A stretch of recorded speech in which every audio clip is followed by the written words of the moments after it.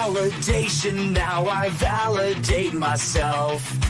Building inner strength, putting doubt up on the shelf. No more unnecessary drama, no more wasted time. Climbing higher constantly, making my own climb. Standing on higher ground,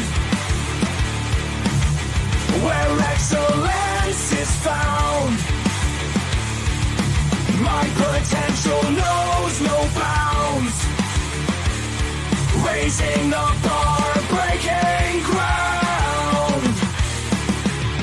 My network is my net worth. Choose your company wise. Surround yourself with eagles, not with sheep in disguise.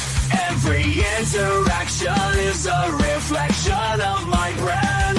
Quality over quantity, that's my personal command. Standing on higher ground, where excellence is found. My potential knows no bounds. Raising the bar, breaking ground. Whoa. I'm not just living, I'm manifesting my vision. Cutting through limitations with surgical precision. My expectations are my compass, my respect is my shield. To mediocrity and chaos, I will never yield.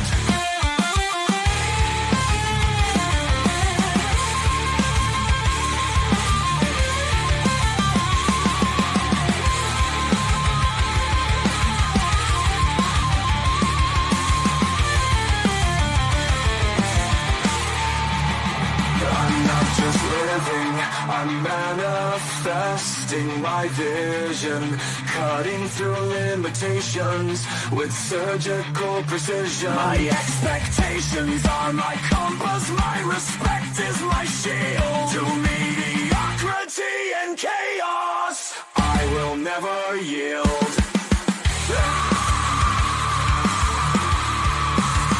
Standing on higher ground, where excellence is found. My potential knows no bounds. Raising the bar, breaking ground.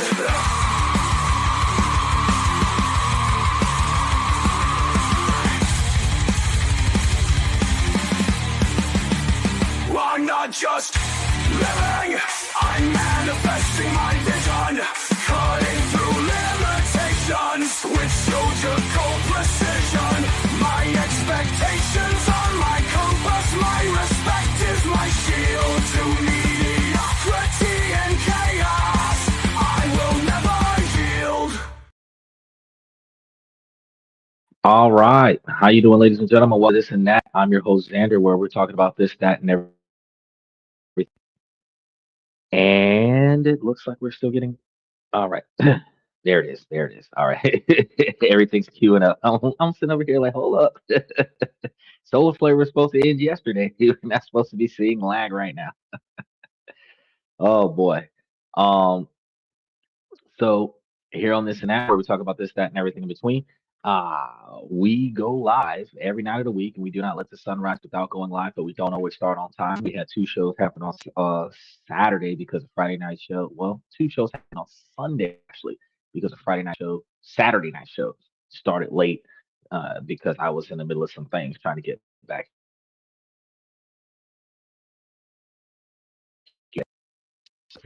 They were going to be talking about the oil prices and the new 32-hour full-time hour schedule that is being discussed in legislation.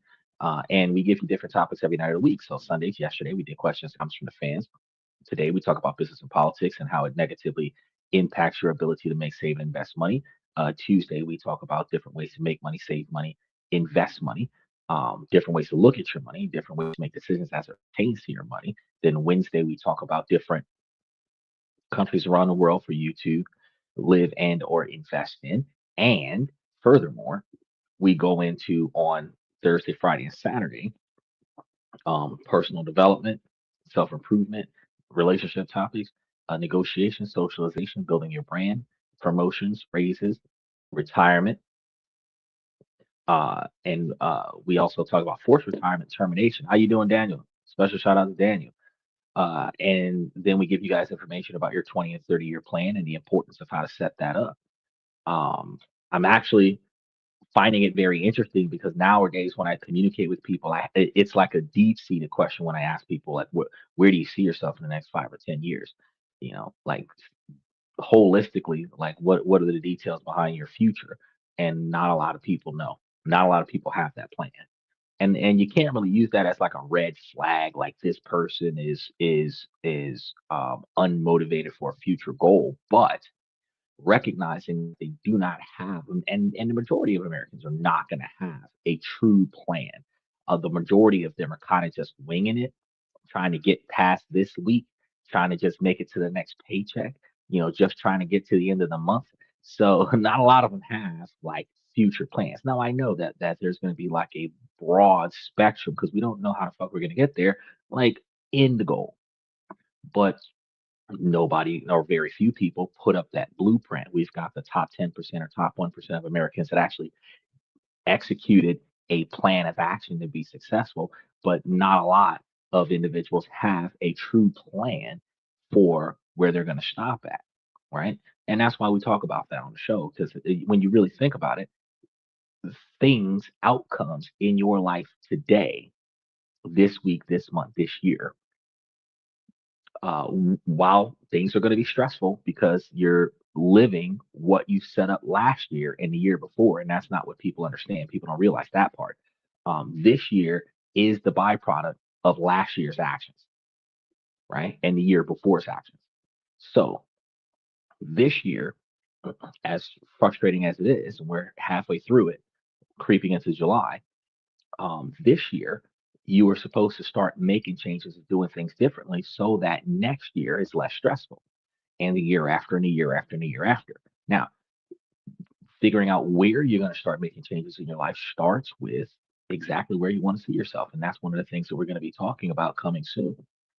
Uh, because you guys got to really understand, you have to really understand uh, in order for you to treat the symptoms, you have to, well, in order for you to find a problem, you have to identify the symptoms and then utilize the symptoms to be able to identify the core problem. And you can address the problem in more than one way. One way is treating the symptoms, and the other way is resolving the problem. But if you don't know what the problem is, you can't find a solution for it. And certain symptoms of the problem, which is usually byproducts of the problem, you can treat those symptoms, but not all the time. Is that going to be the end result? Like, for example, somebody wants retirement of happiness. Well, happiness is a byproduct of the structure that you design. Somebody wants a retirement of good health. Good health is a byproduct of good health coverage and regular checkups. And ironically, that is going to be the byproduct of having a financial structure designed to cover the cost of regular checkups, right? A retirement end goal of being stress free comes from a structure of organization that, almost like happiness, it's a little bit different. You actually have certain tasks delegated to other individuals to perform so that you don't have to complete those tasks because those are reoccurring tasks. And that is how you're able to shift the structure from your what's the problem tonight? Well, if you read the topic of the show, Michael, you would know what the problem is tonight. That very attractive thumbnail that was up there showing you what we were supposed to be talking about tonight, then you would know exactly what's the problem tonight. But recognizing uh, where what you're trying to accomplish and then being able to set up a structured blueprint as to how to get there, that's how you're able to put yourself in the right place to be successful. So as he said, I can't read. Well, that's a problem that you'd have to overcome because at 71 years old, if you're unable to read, then you have to learn how to read. and that would make your future a lot better.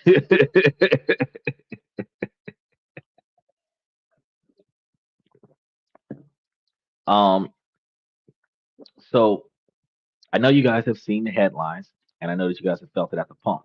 And maybe you've even wondered if the whole 9 to 5 thing is on its way out, right?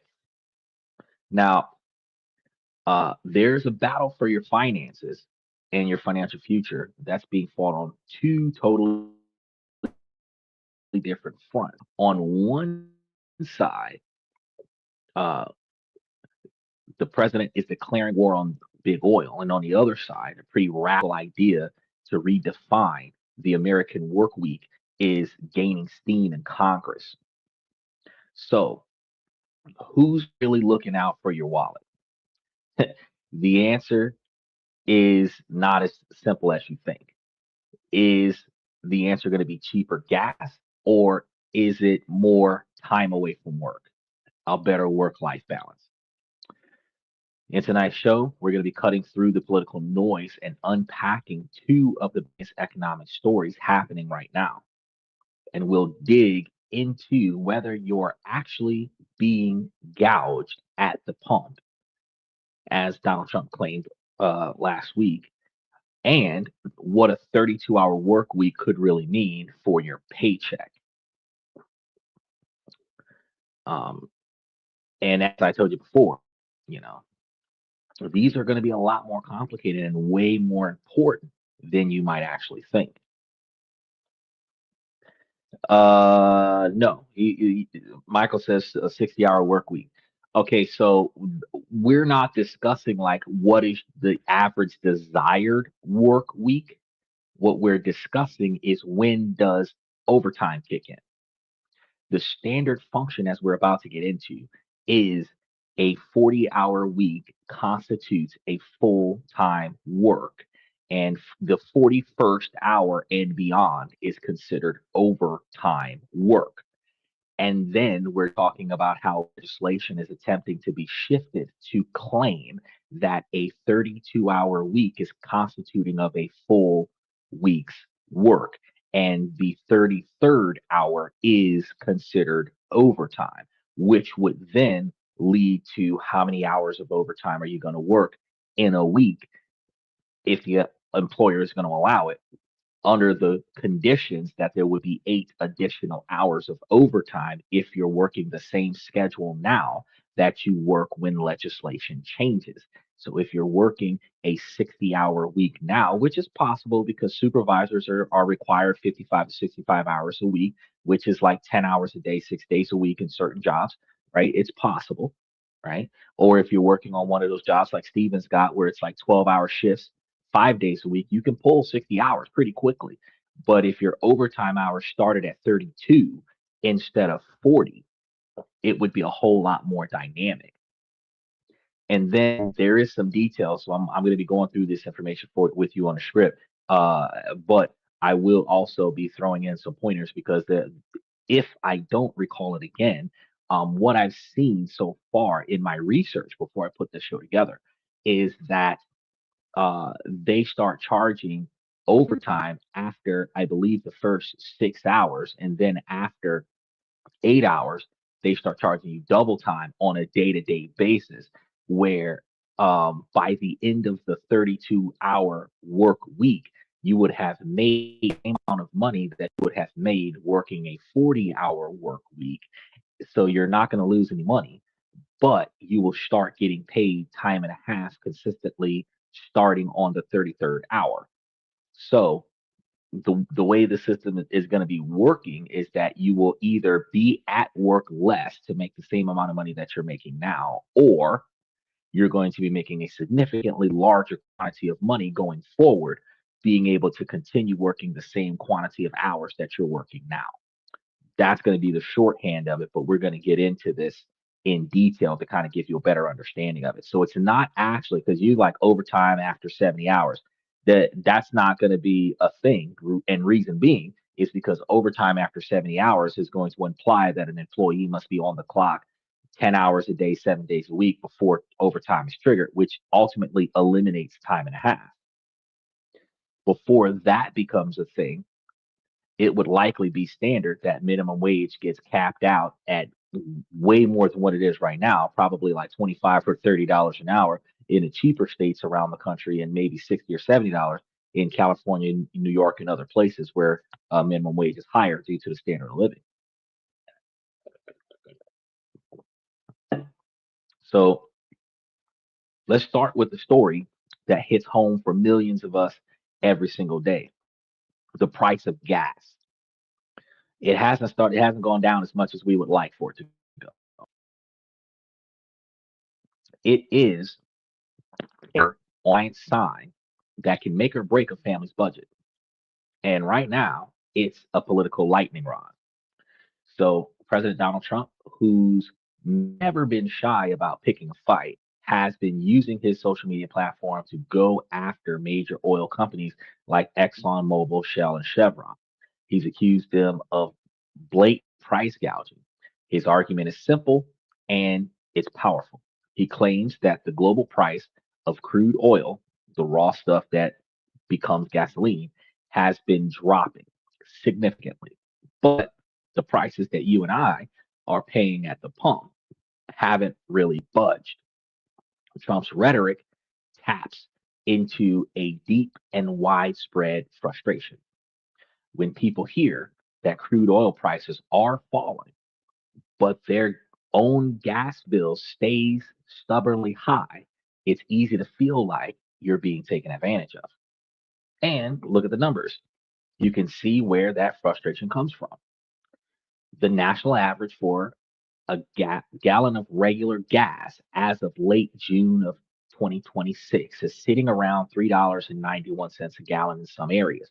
I found it in my area for 3.87 in some places and 3.57 in others, right? So in cheaper places, you can find it.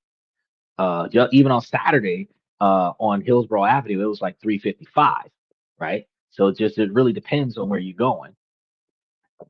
But that's a huge relief from that peak of nearly $4.50 in some of the cheaper places that we saw back in May. But it's a far cry from the sub $3 prices that a lot of us remember. Because I know that before the conflict started in February, I was looking at like 289 or 287, fairly cheap for regular unleaded gas. Trump has thrown out his own targets, suggesting prices should be around $2.25 a gallon. And remember, we had covered this a couple of weeks ago how Donald Trump claimed that the projections of somewhere around $1.87 was supposed to be the thing right after the conflict resolved itself, right? For millions of Americans worn down by inflation, that sounds less like a political promise and more like a lifeline. Now, we really need to be clear about something real quick. As President Donald Trump doesn't have the power to order the Department of Justice to launch an investigation, he did claim that an investigation was happening. That authority belongs to the Trump administration to make sure that everything is running the way it's supposed to run. But his words carry a lot of political weight. The story he's telling is one of powerful, faceless corporations getting rich at the expense of the working American.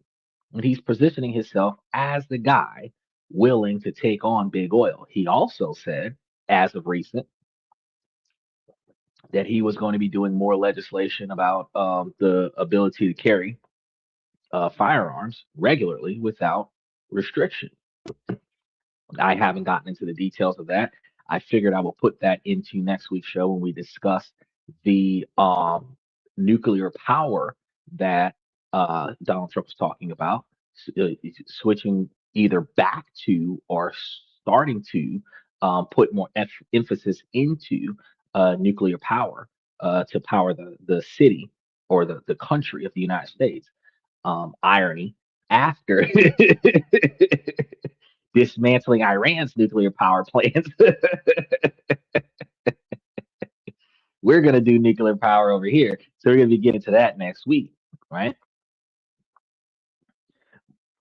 But he's positioning himself to be the guy that's willing to take on big oil. And it's going to be a message that connects with anyone who's ever filling up their tank.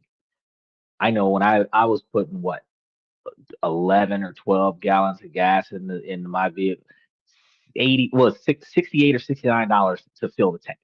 I'm sitting here looking like my dude. If it wasn't for my gas card having no limits to it, I would have been pissed. I was looking over at some of my family members, and I'm like, man, I'm lucky that this card doesn't charge my bank account because I would be pissed. So me personally, I see that $68 like I don't have to pay for it, but because it's hitting a travel card and the card doesn't bill me. So I'm like, all right, cool. I told y'all about that once before. Anyway, is it really that simple to just accuse the big companies of price gouging and just walk away from the situation? Is this a clear cut case of corporate greed, or are there other economic forces at work? Well, to figure that out, we need to look past politics and into how a gallon of gas actually gets priced. Now, this is where we run into a classic economic theory with a pretty great name: rockets and feathers. The rockets and feathers theory perfectly explains that frustration that you feel at the pump. When crude oil prices shoot up, gas prices seem to launch right alongside them, like a rocket. But when the crude prices fall, the price at the pump drifts down slowly, like a feather. Now, Trump's whole argument is based on seeing this and calling it gouging. The frustration is real, but the reason for it are tangled up in the way the entire oil and gas industry works.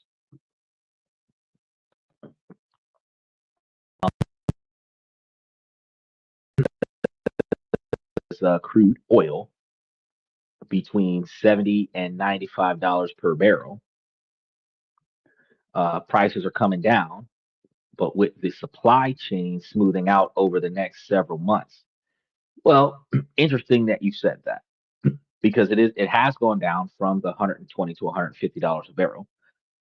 But as he's mentioning, the supply chain, because as the oil is starting to flow from where it was to where it needs to go, the high prices to get that oil from where it was to where it needs to go is still the price during the time of complication. Uh, And then the people who bought it have to sell it. So we're gonna break down what you're actually paying for at the pump, because it's not just the oil. The final price is the cocktail of four major ingredients. We're going to get into that in just a second. He said prices should average out to around $4.25 per gallon. Well, that's the conflict time pricing. The average prices should be a lot less, but I'm going to explain to you why it's not a lot less. Um, because you are correct to a degree that the supply chain has to smooth out, but it's not so much a lack of supply in the supply chain. It is that the more expensive stuff has to get sold first. But there's another trick to the trade here. So let me get into that so that you can kind of understand where we are. First is going to be the biggest one, and that's going to be the cost of the crude oil itself. And as it goes down by the price, uh, the people who are refining it get it cheaper, which makes it cheaper for them when they sell the fuel to the people who ship it to the gas stations, who then those people sell it at the pump. So let's start with the crude oil. That's going to be set by a huge volatile global market. Second is going to be the cost of the refining it, right? Now, crude oil has to be cooked and processed in massive refineries to become the gasoline that your cars use. The cost of running these complex facilities plus the refiner's profit is a big slice of the pie. Now, the third part you have to distribute and market it. The gas has to get from the refinery to a terminal, onto a truck, and to your local station. Everyone in that chain needs to get paid. So as they're transporting the new fuel in trucks that are using the more expensive, has to pay higher prices for the new fuel. The refinery getting the fuel cheaper still has to refine the fuel and then get it to the trucks that are going to be shipping it off.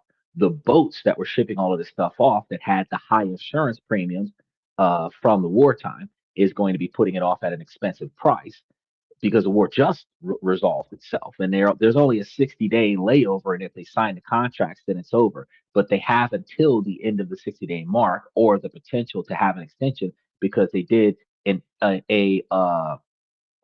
MOU, a memorandum that claims that they're going to negotiate a deal. They haven't actually negotiated a deal. So they signed a contract to sign a contract, and they had 60 days to get it done. And during the time that they're working on the details of the contract, they're going to function as if the second contract was already signed. But the second contract has not been signed. So the conflict of interest with the prices of high interest rates, or not high interest, high insurance rates for ships sailing through the Strait of Hormuz is going to be baked into the price when it gets to the refinery. Okay. And then after a refinery gets their cut, the cost of transporting it to the pump. That's where we're at. And then finally, you've got your taxes, the federal tax, the state tax, local government supply taxes to every gallon sold. And these are usually a fixed amount. So they don't change whether the oil is cheap or expensive. So when it's pointed out that crude prices have fallen, but gas prices haven't fallen as much, it's not wrong. The lag, that is considered the feather effect, happens for a few reasons. And before we get into that, Michael says, CDL, um, everything comes by truck. Well, yes, everything is going to get traveled across land by big oil and gas rigs. They get to land by boat after they go through customs. They get commuted across the United States by truck. But I'm still not going to tell people, hey, go run out there and go and grab you a CDL. You'll be like the best lifestyle that you could possibly have because CDL is a very shitty lifestyle to have because you're basically living out the back of a truck for the number of years that you do it.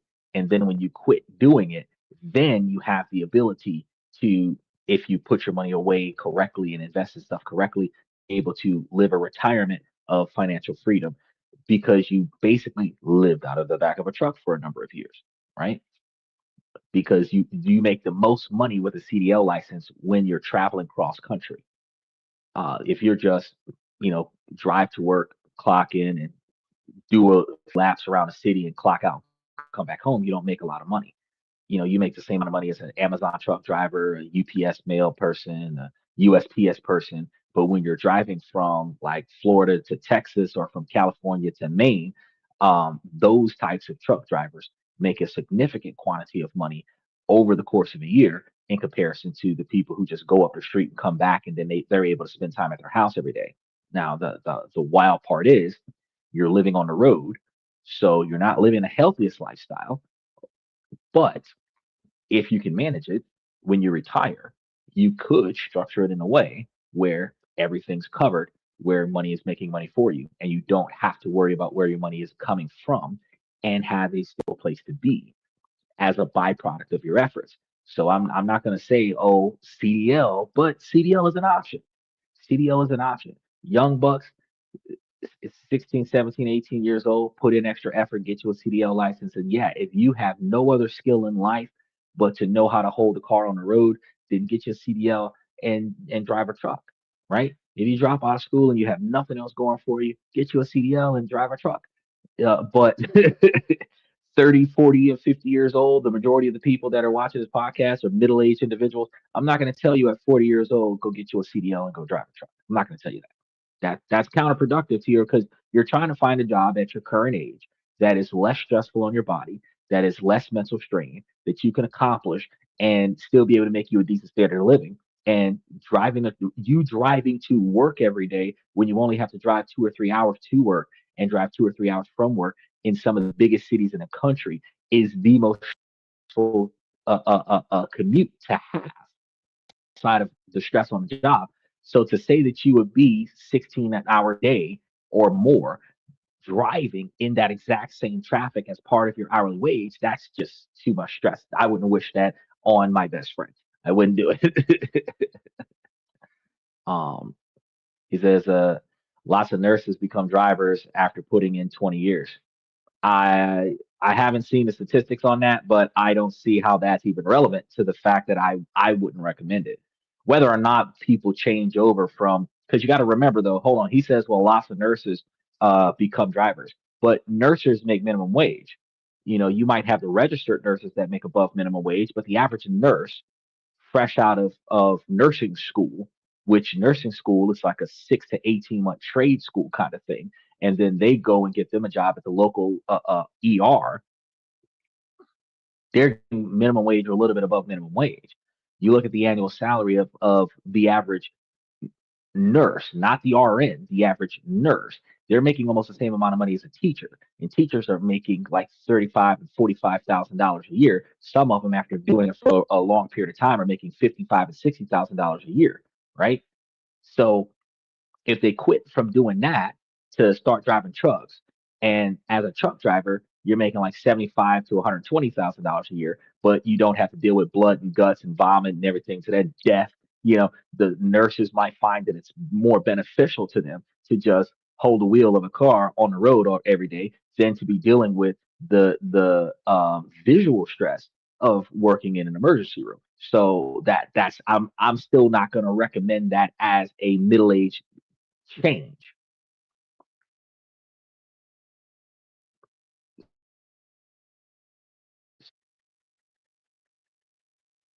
Oh boy. So we're gonna compare. So let's go ahead and compare some stats.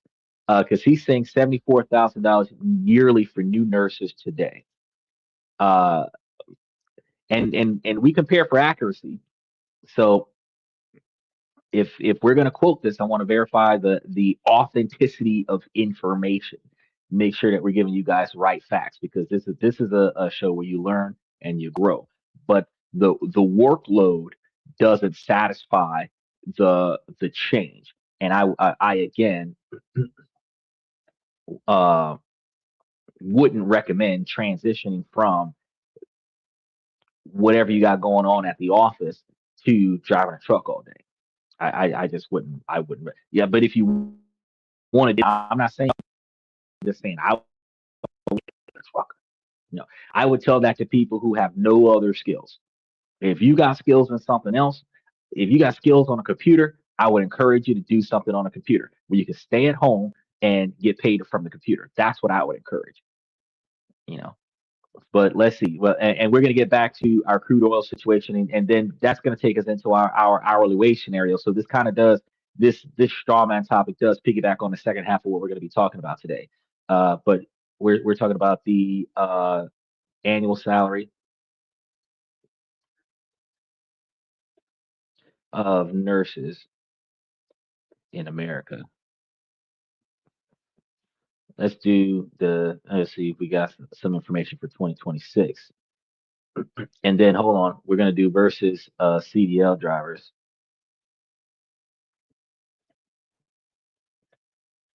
We're gonna compare the narratives because they should be making a roundabout the same price or less for a nurse.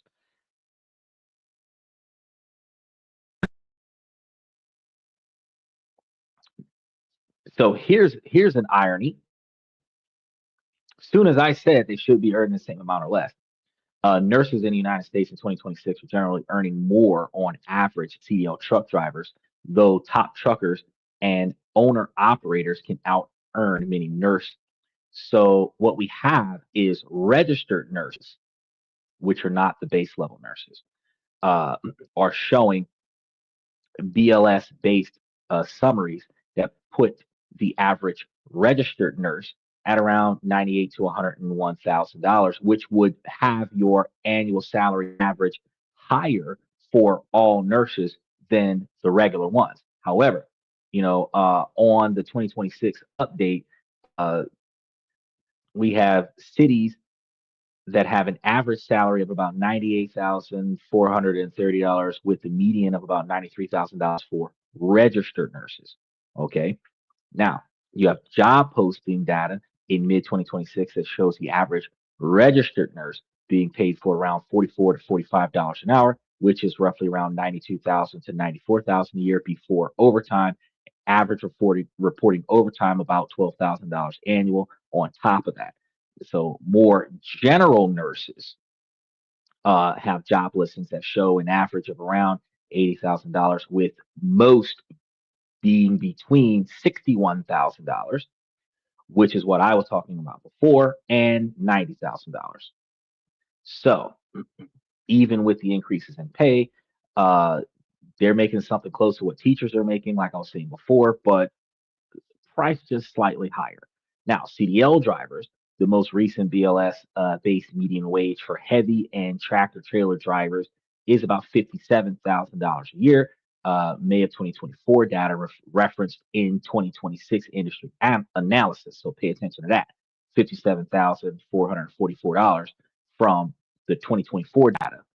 Okay, that's being referenced right now. Industry guides in 2026 posting data indicates typically range from under $40,000 a year for new drivers to well above $100,000 a year for highly specialized or long haul drivers. A large job site in 2026 lists average truck drivers paying around $1,678 per week, which is the working class level, and that's going to be around $87,000 per year. Um,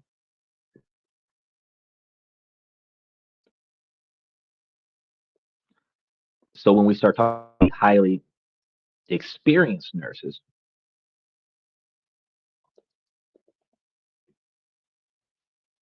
let's look at, so when we talk about the highly experienced nurses, they're not making as much as you think.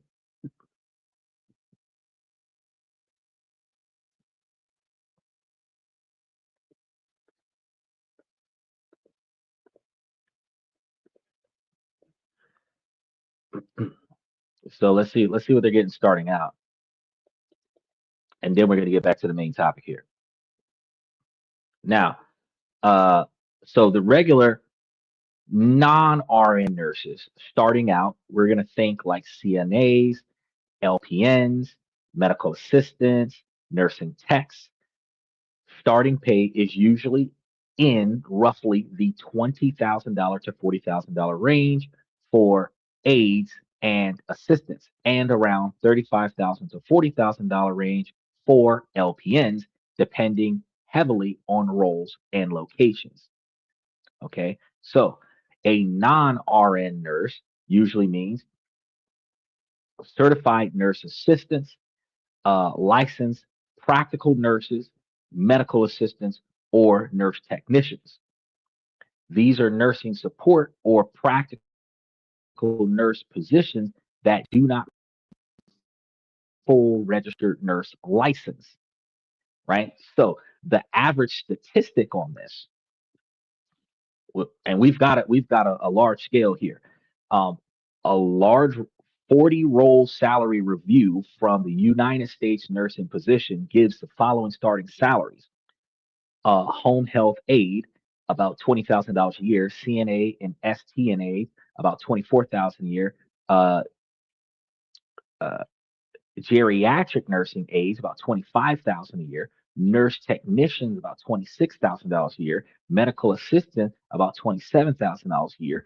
LPN and LVN, about $37,000 a year. And entry level registered nurses, $45,000 a year. Okay, so as I said before, that typically the starting pay of a trucker at like $54,000 a year is likely going to outpace the pay of a standard non-registered nurse, right? Because if you started at like $20,000, $30,000 a year, you made it up to about $45,000, $50,000 a year, you're going to stop being a nurse and start driving a truck. And the pay for being a trucker is going to be the same amount or more as what you was getting paid after spending so many years of being a nurse, which is what Michael is saying, that nurses transition over to being truckers when they get sick of their job. Again, I wouldn't recommend it because truckers are 54,000 a year. And Burger King, McDonald's, Wendy's, and Waffle House pays you more than that to stand still. So about $35 per hour for new nurses right now. Nurse practitioners make more than your average nurses. So according to the statistics, no, they don't. And then LPNs versus CDLs, take the CDL. Exactly. Well, that's what a lot of nurses come to determine when they need more money and they want less stress with the ripping and running. They switch over from the nursing to the CD because the nurse is a prestigious job with low pay. A CDL has the working class, the top end of working class pay, but no prestige. Okay. So, again, I'm not going to wish uh, I'm not going to wish being a truck driver on anybody. I'm not saying don't get the job. Like, I'm not telling you to avoid it at all costs, but I am going to say that I'm not sitting on that as this is what you should do for a career, but it is one of the easiest ones to get because it only requires you to spend a few weeks learning how to shift gears and how to steer the truck with the trailer on the back of it. And then once you can do that without crashing it and fucking things up, you can get out there and you can just start driving trucks. You don't have to have a degree. You don't have to know how to read, write, and count to the magnitude beyond being able to pass a driving test. That's it. Everything else is pretty much practical skills that you learned in on the road. So it is the easiest occupation, one of the easiest occupations to get into. The only thing easier than that is like top flight security guards. So because all you have to do is just stand there and hold a flashlight, you know. So when we start talking about the lack of skills, you know, then you can go and be a driver. But if you got skills, I recommend use those skills. Now, back to our discussion as it relates to the gas prices. Your local gas station owner has to sell the gasoline that was already in their underground tanks, gas that they probably bought at a higher wholesale price during the conflict. They can't lower their prices until they get to a new, cheaper shipment without losing any money.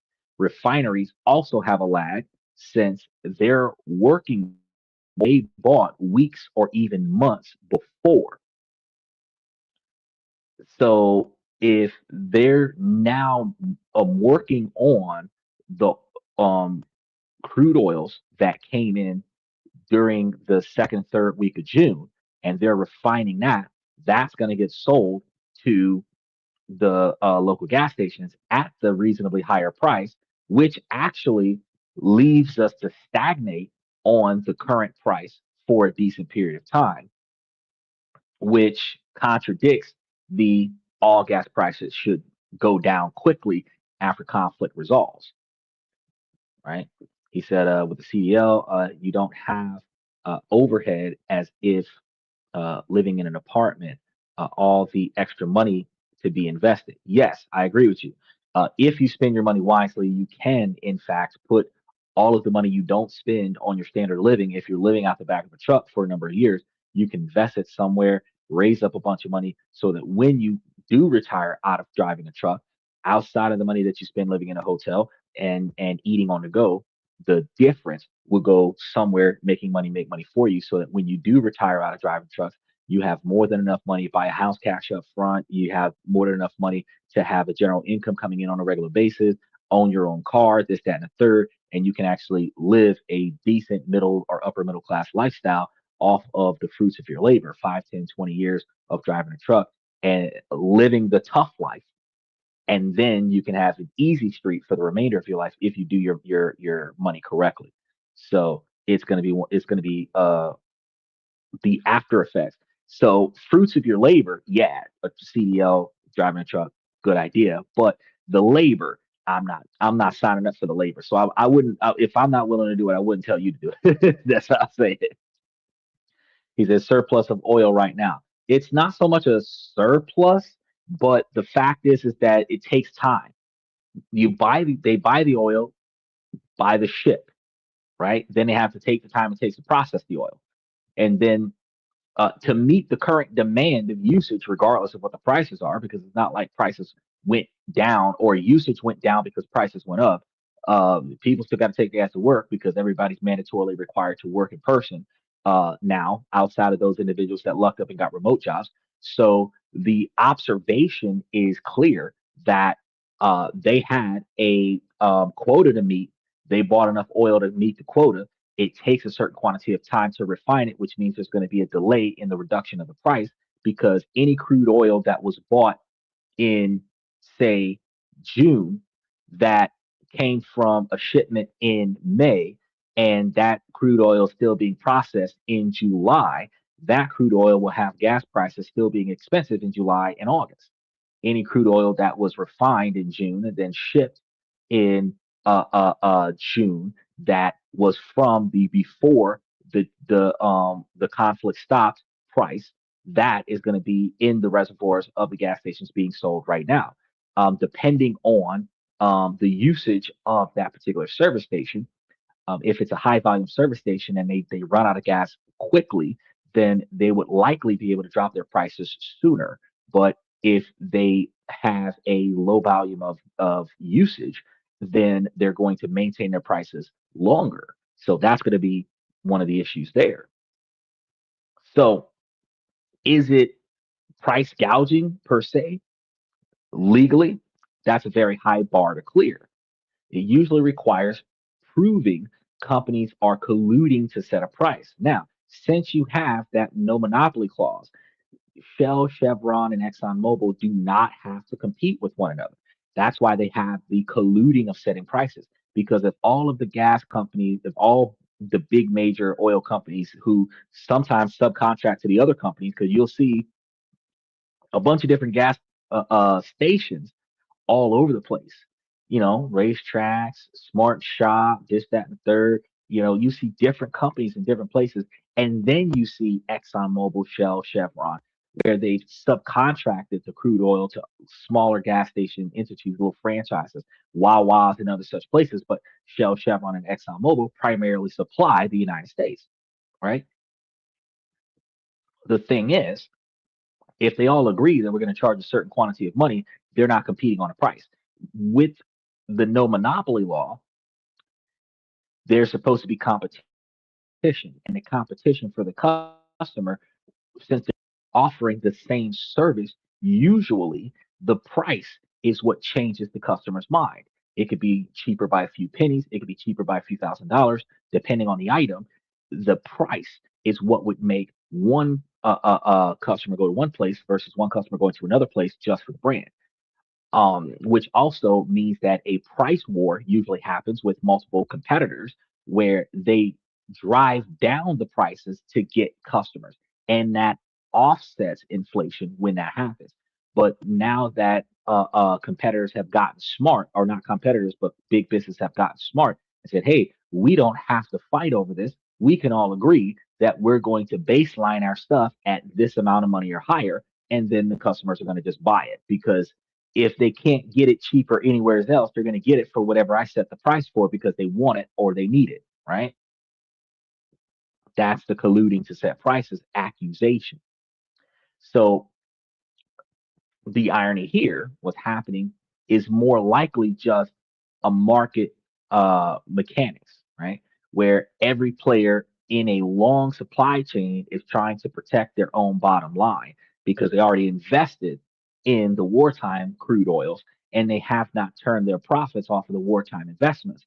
and they're trying to break even on their wartime investments or turn a decent profit on their wartime investments before they switch over to the post-war is overtime capital costs, right? So the system itself has a built-in delay.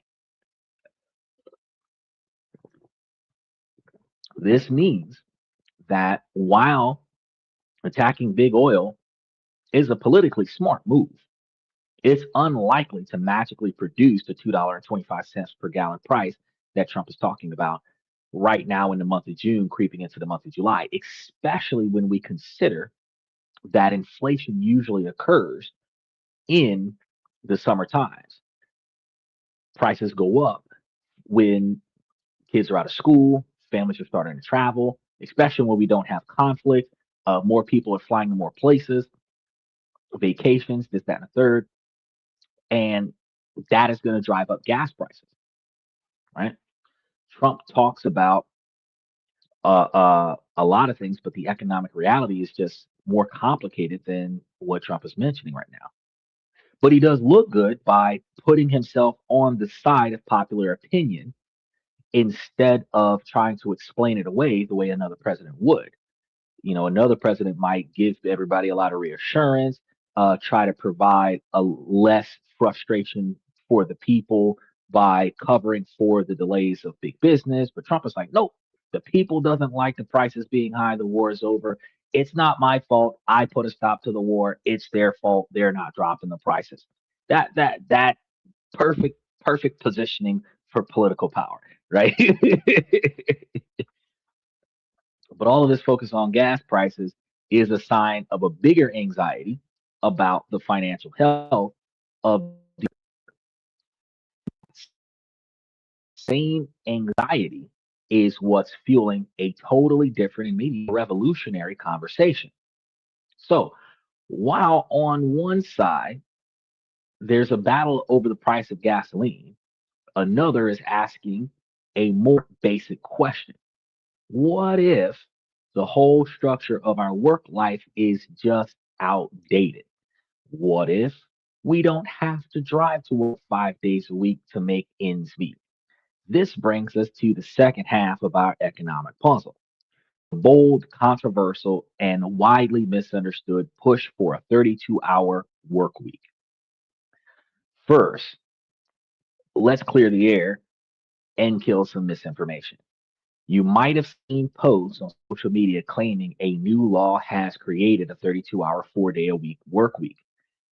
I want to be crystal clear. That is not true. No such law has been passed as of yet. The standard for overtime pay in the United States is still based on the 40-hour week set by the Fair Labor Law Standard Act all the way back in 1938. The confusion comes from a real piece of proposed legislation. A bill known as the 32-Hour Work Week Act was introduced in the House by Representative Mark Takona. It's a proposal, not a law. It's still in the early stages and its future is uncertain. A similar concept has been championed in the Senate by Bernie Sanders, but the idea is still powerful. The proposal would amend that 1938 law and lower the standard work week from 40 to 32 hours. This means for many hourly workers, overtime pay would kick in after 32 hours, not 40.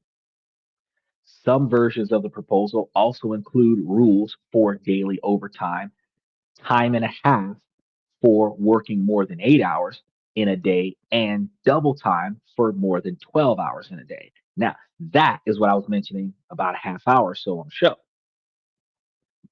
Because if they're going to give you that 32-hour week and say, oh, well, if you work more than 8 hours today, you're going to get that time and a half. And if you work more than 12 hours today, you're going to get that time and a half.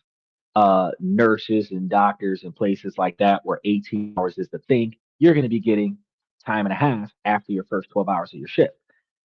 Um, People who work fast food restaurants and other such uh, uh, manual labor places, boss man asks you to cover an extra shift. You went from working 8 hours to working like 10. You start going into overtime after your first shift. This, before we go any further, this is actually a fantastic proposal. And the reason being is because I know I've experienced it, and I know a lot of people who work on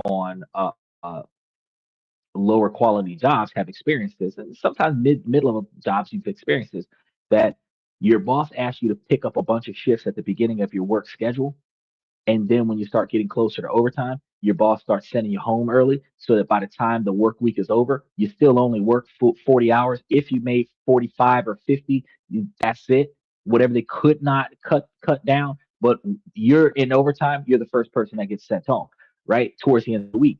Well, if every day that you have to pick up extra hours that day, they're charging you overtime throughout the week. By the time you get to the end of the week, they're not actually charging you. And this is in theory. This isn't in practice. This is in theory of what the legislation would look like.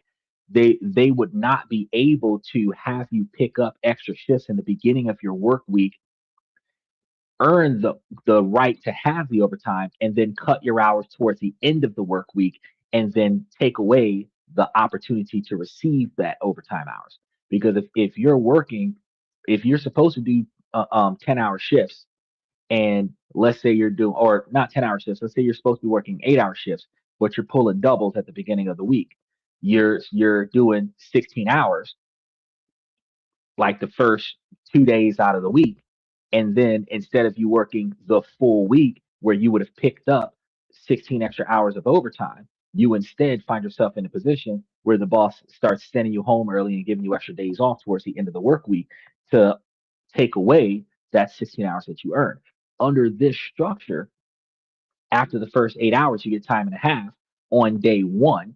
And then anything over 12 hours, which is 4 more hours, you're getting double time on day one. So if you did 8 extra hours on day one and 8 extra hours on day two, you had about 4 hours of overtime and then 4 hours of double time on day one and day two already baked into your paycheck. So if boss man capped you on day four and day five and said take the rest of the week off, you already got your overtime from day one and day two. That's how one of the models was set, which I think that would be fantastic for the average worker because your boss cannot abuse your willingness to stay at work and pick up extra hours by taking those hours away from you later in the week and not allowing you to cross over the threshold of qualified overtime. Because if it's overtime by the day, 40 hours, uh, uh, the expected expectation, and I'm gonna say it like that, the expected expectation of 8 hour day weeks, 5 days a week. Anything over that on a day to day basis, they're gonna cut you some checks, right? That encourages a work life balance. So if you're doing 10-hour days, that's it. You get 2 hours of overtime every week or every day, right? Do that 40 hours, 4 days out of the week, but you've ultimately made 8 hours of overtime off of that 40 hours a week. Now we're switching this over to a 32-hour work week. 32 hours, that's 8 hours less, which means you're going to be doing like 8 hours a day, 4 days a week. Special shout out to Aztec. And if you're doing 8 hours, 8 hours a day, 4 days a week with 3 days off, or if they're going to have you work a 5 day week, then you're likely working like 6 hour days, right? You're working 6 hour days, 6 days a week, and that's 36. Or 6 hours a day, 5 days a week, and that's 30. That's 30, which 2 hours less than overtime, or 2 hours less than a full week, right? But that would be fantastic, wouldn't it? Be able to work and really put in like 6 hours, 6 or 7 hours a day, 5 days a week, and that's it. You're able to spend the rest of the time at home. That really would improve work life balance. But but here's the most critical and controversial part that nobody really talks about. Um, and I find this the other side of the coin because whenever something good happens, that also plays a role in it, right? And not very many people pay attention to this part.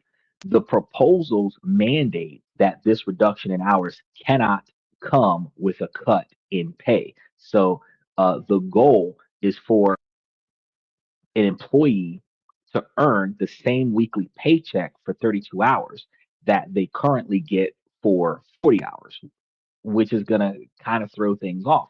Because if let's say, for example, just for the sake of numbers, that you were making $10 an hour, which is kind of low because I know a lot of people are making like 15, getting closer to 20. Let's raise the bar and say that you're making $20 an hour. Okay, we can still do math with $20 an hour, right? At $20 an hour for every 10 hours, you made $200, right? Before taxes. So that means that you should have $800 at the end of a 40-hour work week. If the legislation is claiming that your paycheck is going to be the same, so you're not supposed to have a pay cut, you're supposed to just put in less hours. That 800 hours, that $800 for 40 hours becomes $800 for 32 hours, effectively meaning that you're going to be getting an hourly wage increase to match that requirement, right? Because if it's $20 an hour for $800 for 40 hours, you would likely have to get something closer to 25 or $30 an hour to make that same $800 in 32 hours. Big difference. Now that's effectively a huge raise in the hourly wages for millions of people, not necessarily meeting living wage standards, but it's going to be a huge change in the way things are operating right now. He says that's not going to pass. I don't know. The way it's gaining a head of steam in legislation, it might pass. Um, but if it and we're about to argue the alternative to, well, what if it passes? Because it could not pass because, oh, big business doesn't want to pay the money. But what if it passes and big business doesn't want to pay the money? Because I know that's what you're thinking. You're like, oh yeah, the rich people aren't going to let them do that. You do understand. This is the double-edged coin that I talk to you guys about on a regular basis. Poor people spend more money than rich people, believe it or not. And the reason why I say that is uh the poor people spend 100% of their money. Rich people only spend the quantity of money that they need to spend to accomplish whatever goals they're trying to accomplish at the time. And this is the money that we're talking about, discretionary spending, not them investing in their futures. So, in order to stimulate the economy without taking money from the rich, putting more money into the hands of the poor stimulates the economy. You can improve employee morale by increasing their wages and then allowing them to have a larger paycheck that's not taxed. Then they're going to have more money to spend. What are they going to do with that money? They're going to buy more shit. What's that going to do? That's going to create a demand. What's that demand going to do? Create inflation. What's inflation going to do? Raise the cost of all the prices. The people are going to pay more, but they're going to work less. Now, what is big business going to do? Before inflation, raise prices. Why? Because the cost of product costs more now. They're not going to their profit. It's from the hourly. Inflation is going to hit because the cost of the product is going to be higher because the labor cost is going to be more, right? People still going to pay the price. Now, the difference is people are happy. They're blame inflation, not big business. They waste their money and the money still flows into the companies that the wealthy own. While it does negatively impact the bottom line of big business, people are still going to waste their money on products. They're going to be able to have more expensive stuff in their house, not more stuff in their house, right? Which ultimately means that the rich can get richer off of the personal pride of the poor, believing that they're getting more for less when they're actually getting the same. uh, he said, then big business will begin to lay off. That's going to be we're about to get into that. You think that they're going to fire everybody? They're not going to fire everybody. They're going to fire a lot of people when they can replace people with machines. But it's going to get way more cynical than that. But let's get into this part real quick before we get to that part, because I agree with your logic. They're going the observation would have ultimately been in some situations to save money on labor. We're going to have less workers on the job. But another way to do it, to bypass the overtime hours, which I was going to get to over the next like 20 minutes, but just touching base on it right now, would be instead of laying off a lot of people, we would restructure our platform to have more people working part time. Since 32 hours triggers overtime at 33 hours, instead of having everybody working 40 hours a week, we would have everybody working 21 hours a week. That's the business model change that I would have made. Then, even if you had to pick up an extra 8 hour shift, that would put you at 29 hours, right? So you would not get to 32, which means you would not cross over 40, right? I would put more people on the clock working 6 hour shifts.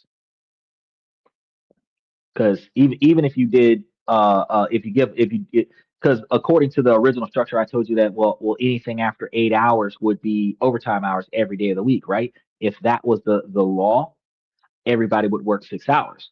So even if you came in to work early and stayed at work late, you came in 30 minutes early, stayed 30 minutes late after your shift, you would likely find yourself in a position working 7 hours on a 6 hour schedule and not cross over 8 hours, which means that I wouldn't pay for your overtime by the day. And if you worked a 5 day week, you would be working 6 hours a week or 7 hours a week if you came in early and stayed late and be able to cross the threshold of 35 hours. But every job has that two 15s and a 30 where you get a 1 hour of break time out of your 8 hour shift. So while you're on my clock for 8 hours, you came in an hour early or 30 minutes early, stayed 30 minutes late, but I made you clock out two times for a 15-minute break and then one time for a 30-minute break, getting that hour back. I still got 7 hours of work from you, only paid you for six. And if you worked 5 days on 6 hours, you only made 30 hours, which means I didn't have to pay you overtime day by day. And the end of your week, you didn't cross over 32. So I don't have to pay you any overtime. Right. That would be the structure that would occur. And I would just have more people here overlapping one another so that the workload would still get done, but nobody get overtime.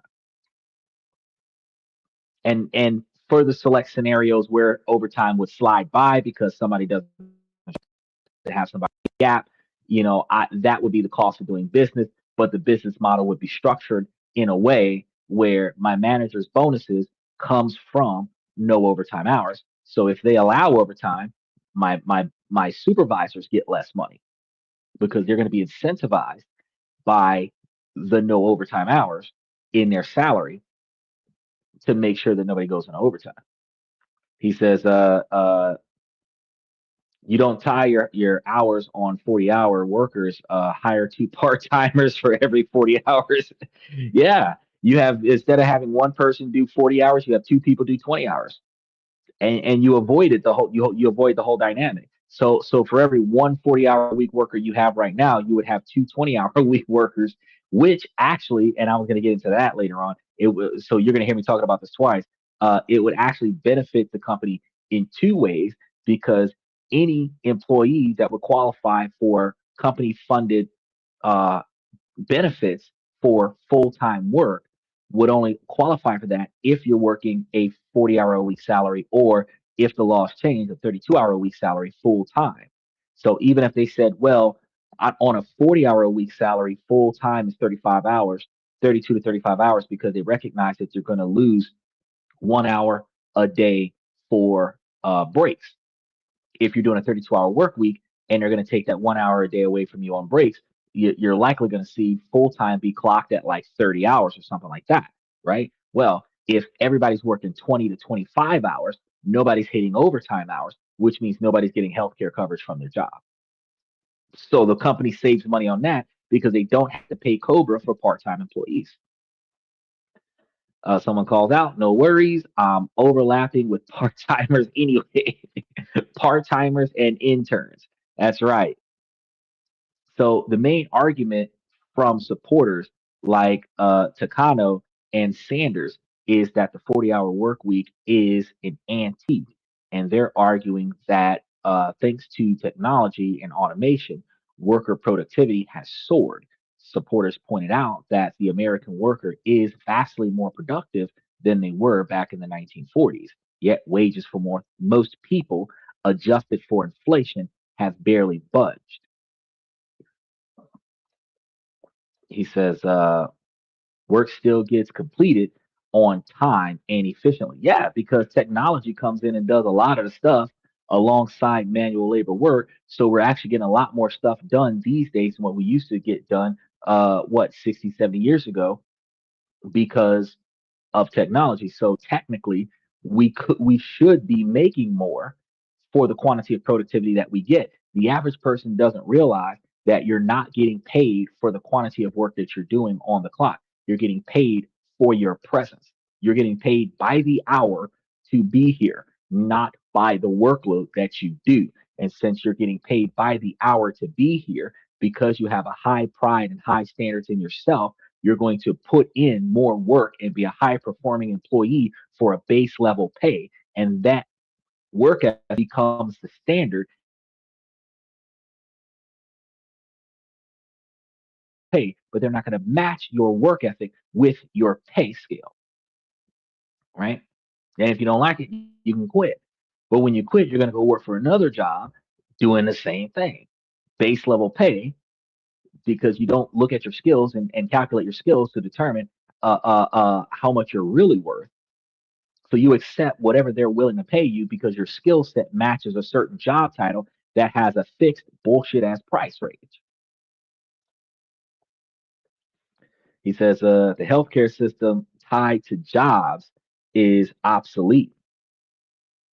Well, the healthcare system tied to jobs is factored in a way where it doesn't benefit the people that have them. Because in order for you to have low premiums, you have to have a high deductible. High deductibles means every time your insurance policy gets hit, you have to pay out of pocket before the insurance company pays out. If you have a $5,000 deductible, you have to spend $5,000 on healthcare before they pay you, right? That's not what they're doing,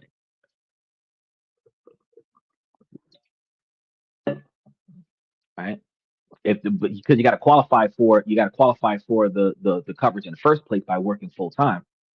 You're paying your monthly premiums, they're paying the Cobra, but then you're paying out of pocket for your health care because the freaking deductibles are so high in order for your premiums to be low. So for you to get that $40 a month that you want, you got to have a $5,000 out of pocket cost. So every walk in that you go to, every scheduled appointment that you go to, you pay the doctor up front and then they pay for the test. Or like when Sterling was up here, they might pay for some medication, but other medication you got to pay out of pocket for up to that $5,000 range. So the healthcare is not necessarily obsolete. Actually, what has happened is the pay scale is not beneficial to the person because healthcare was designed for people who don't have poor health. Healthcare was not designed for sick people. Every policy that is created is a peace of mind policy. You get car insurance for the peace of mind that if you get into a crash, that your car will be covered or the other person's property will be covered, right? Because if you get basic liability, basically your liability is their stuff. But um, under the dynamic of um, like healthcare, you get health insurance in case you need a doctor. Now, back in the day before Obamacare came out, they had the right to deny you if you had poor health.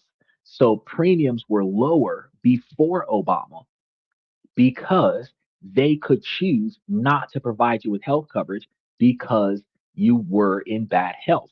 But the people in bad health needed health coverage better more than people who had good health. So after Obama made it a law that you cannot be denied health coverage, now health insurance policies who have not been regulated by US government for pricing must accept every applicant. But if you're in poor health, they can charge you higher premiums. Now, in order for you to bring the premiums back down because you are in poor health, they have you choose to raise your deductible amount. And that's where you can afford the coverage. But if you're paying all of this out of pocket money and then paying them every month for a policy that's not covering your care, you're ultimately not paying for a system that's actually benefiting you. So if you can't afford to go to the doctor every month, but you're paying for the monthly premiums on your insurance policy, you're giving away money to not go to the doctor. That's a crazy dynamic. It says the Medicare system should start at 50 years old and absorb all the sick people regardless of their jobs. I could agree with you on that. I could really agree with you on that. Medicaid and Medicare should be absorbing everybody after a certain age and retroactively enforcing all of their coverage. But not too many people think to the magnitude of um, the problem that's going to happen there is that Medicaid and Medicare is still going to be privatized and owned by somebody like I think United Healthcare or somebody like that. But the rest of us that are in the other competitors of health insurance companies, those health insurance companies are going to want to make their money. They're going to want to make their money off of the healthy people. So if there is going to be a health insurance company that's going to take the brunt of healthcare costs, that health insurance company is going to have to retroactively be compensated for all of the other stuff from the time that the person was healthy until the time the person got sick. So they would have to figure out a way to structure that. But I do agree with you that would make a lot more sense because once you reach a certain age, you just got free healthcare. But from the perspective of individuals who are pushing for the 32-hour work week, all the financial gains from the productivity boom have gone to corporate profits and shareholders, not the workers creating the volume and the value of the product. So the 32-hour work week that they argue is a way to rebalance the scales and let working families share in the benefits of their own efficiency. Now, I just want to point out, isn't Bernie Sanders one of those Democratic people? Just want to throw that out there real quick. It's not not being pushed by Republicans. Just want to throw that out there real quick. Well, people say that Democrats are idiots. Democrats are saying, hey, let's pay Americans to spend more time at home. Think about that for a second.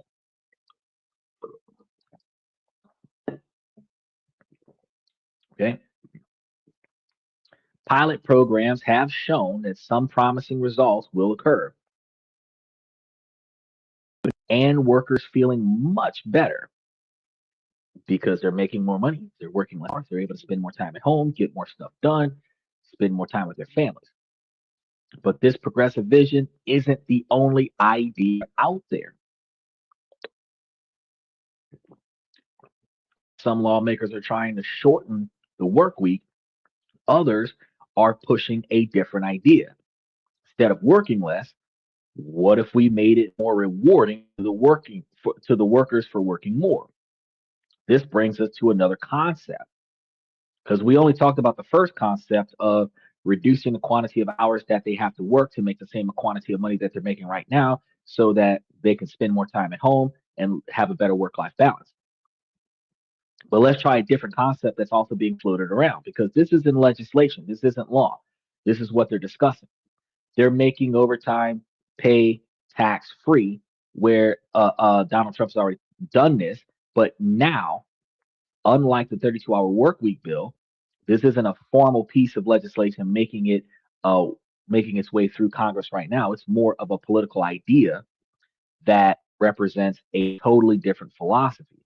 The concept is going to be simple, creating they've already created the federal tax deduction for income earned from overtime, where a worker who puts in hours beyond the standard hourly wage and triggers overtime could deduct that extra pay, putting more money directly into their pockets.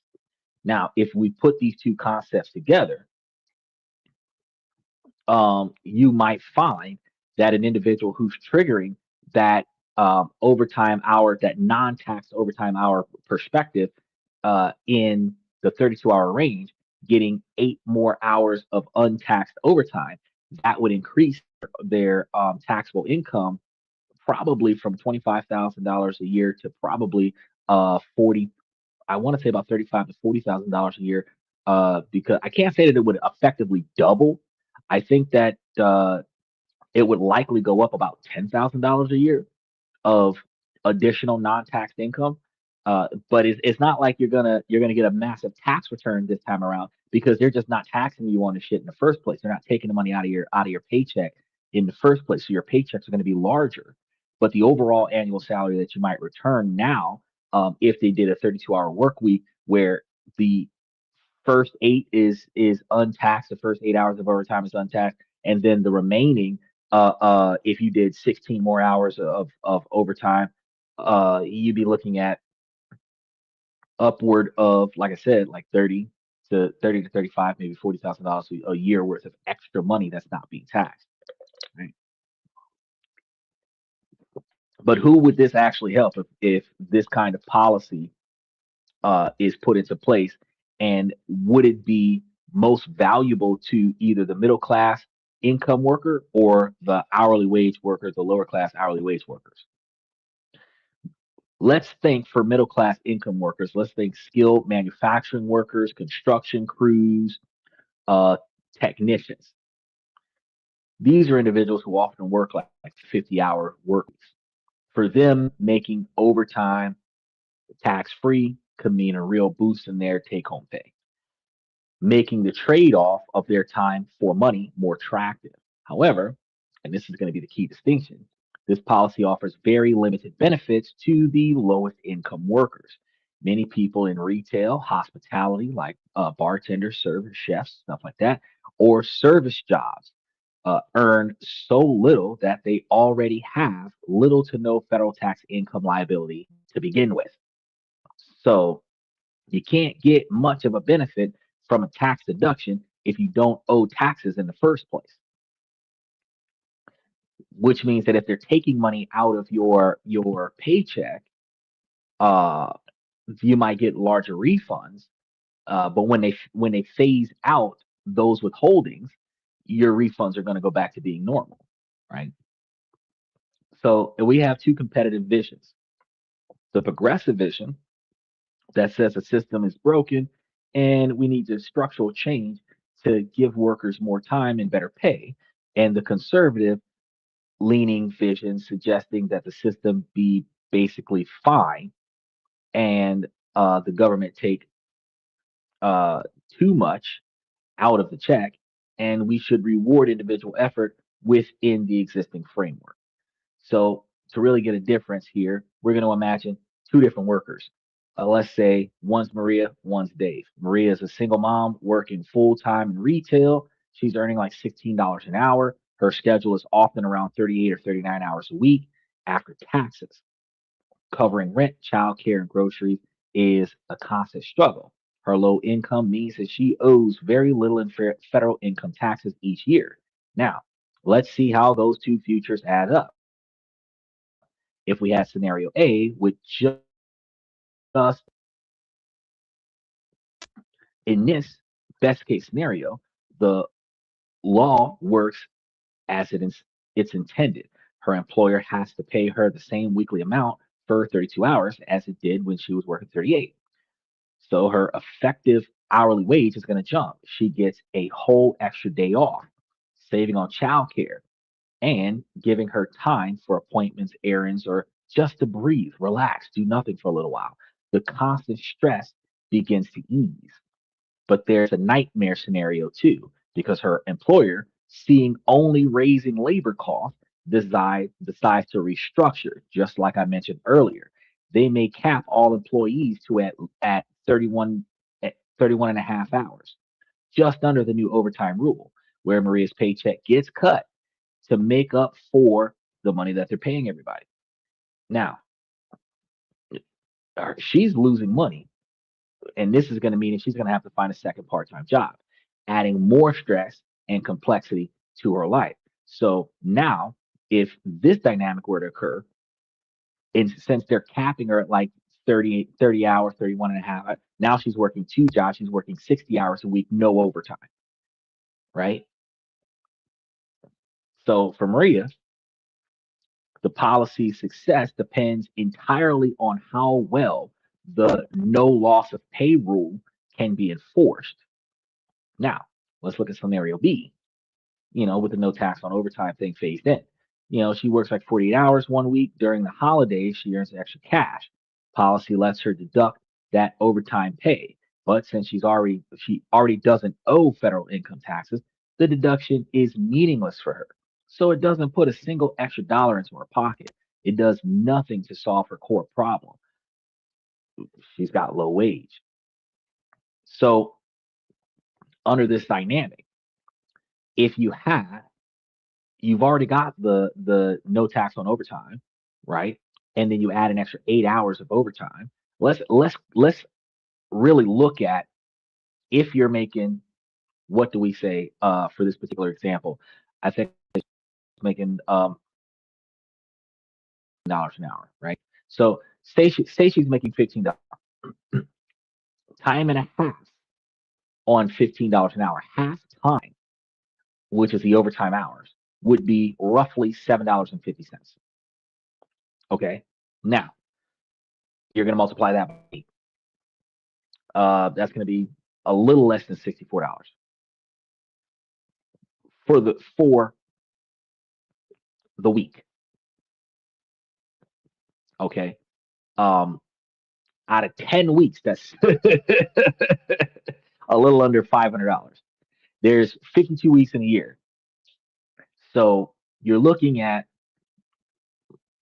I was calculating like $10,000, but when you're looking at it, her wage at like $15 an hour, if she's getting close to $500 every 10 weeks, that means that she's looking at like 2,500 extra dollars a year of overtime. Yeah.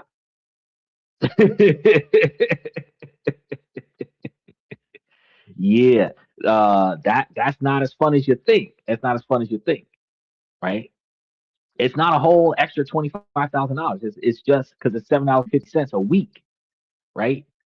That you're gonna get, or well, it's $7.50 an hour, and if you did 8 hours, you'll be getting, like I said, closer to about $50, $60 a week, and that ultimately would account for, if you did over the course of 4 weeks, closer to $200 extra pay per month, which over the course of 12 months would be closer to 2,400, $2,500 per year of extra overtime hours to get that extra 8 hours of time and a half for the overtime being triggered at 33. So if she's working her normal like 15 to 20 hours of overtime, working at 55-hour work week, and she's only getting an extra 8 hours of unpaid halftime, she's really only making an extra $2,500 a year. So if she's working a $45,000 a year job with overtime, she might be making $55,000.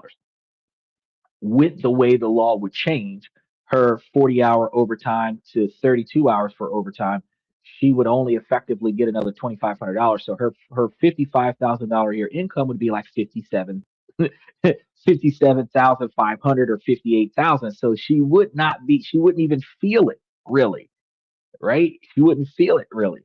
It would fucking cover the cost of gas right now to get to it from work. She wouldn't feel it. That extra 8 hours would be eaten up due to geopolitical trade. then no overtime allowed. No, yeah, that would be the other alternative. Now, let's because but then when you say, well, no overtime allowed, let's look at no overtime allowed.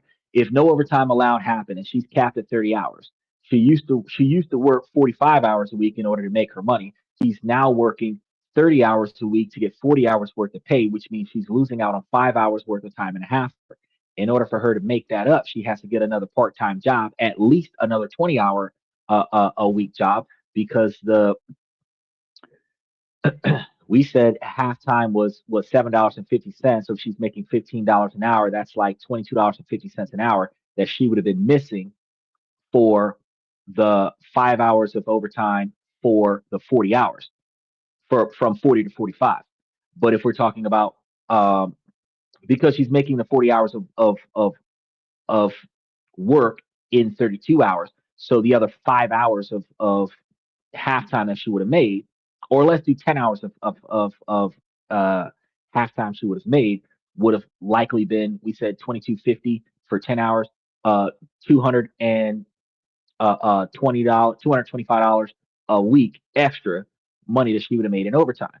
Now, if she's trying to knock that out, she's trying to make that money up. She's likely going to have to get her a 15 or 20 hour a week job on top of her already 30 hour a week job, which is a second job where neither job is going to pay her overtime, so that she can bring in an extra $1,000 a month, right? So now she's working two jobs. But she would be making the same quantity of money before the law passed that she would be making after the law passed, and potentially doing even more work because you have the mental strain of going to two different employers to make ends meet. Now, if she's able to live in a household where she's sharing income responsibilities with other individuals, as I covered the spread and proven that more than half of the country has more than one person living in the same household, splitting the income or sharing income so that they can support the standard of living that they have. We recognize that this particular bill being passed could allow people to have more time at home if they're not willing to work a second job, but a lot more people will take the extra time that they have off from work to go work a second job so that they can make up for the no overtime option. But let's turn to the other example, David, skilled technician at a factory making $35 an hour.